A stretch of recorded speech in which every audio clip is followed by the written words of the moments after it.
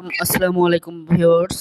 সম্প্রতি ভাইরাল হওয়া প্রিন্স মামুন এবং লায়লার কিছু কুকীর্তি ঘটনাগুলো চলুন আমরা দেখে আসি। কেন করবি তোর মোবাইলে? তুই আমারে অজ্ঞান করে আমার মোবাইল থেকে ডাটা ট্রান্সফার কেন করবি? তুই স্টুপিডের বাচ্চা, জানোয়ারের বাচ্চা। তোর বাসায় এনে কাজের লোক টাকা আনিস, আবার জানোয়ারের বাচ্চা কোথাকার। তোর বাসায় আমি আসতে চাইছি কখনো? তুই আনবি কেন তোর বাসায় আমাকে? তুই আমার মোবাইল থেকে এখানে প্রিন্স মামুনকে অজ্ঞান করে তার পার্সোনাল ছবিগুলো সোশ্যাল মিডিয়ায় ভাইরাল করে দেয় লায়লা। বন্ধুদেরকে দিবি, স্টুপিডের বাচ্চা।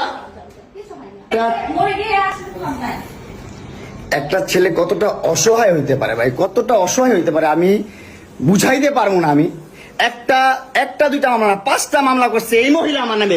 এই বজ্জাত মহিলা আমার নামে 5টা মামলা করছে। 5টা মামলা কইরা আমার যেমনি মন চাই সেমনি নাচতেছে। আমার একটা লাইফ আছে ভাই, আমার একটা জীবন আছে ভাই। আমি আমার মতন মুভ অন করবো, আমি আমার মতন ঘুরবো, আমার ফ্রেন্ডদেরকে নিয়ে ঘুরবো, আমি আমার মতন করে যা মন চাই তা করবো। তুই এগুলা কেন করতেছিস? আমার বাসায় কি করো তুমি? হ্যাঁ, তুই তো আনছিস আমার তোর বাসায়। আমি কেন আনবো? তোর বাসায় ঢুকতে না দিলে, তোর বাসায় শুইতে না দিলে আমি কই থেকে আসছি? আমার বাপের যোগ্যতা আছে তোর বাসায় ঢুকার? তোর যোগ্যতা আছে আমার বাসায় ঢুকার আমি ঢুকতে না দিলে?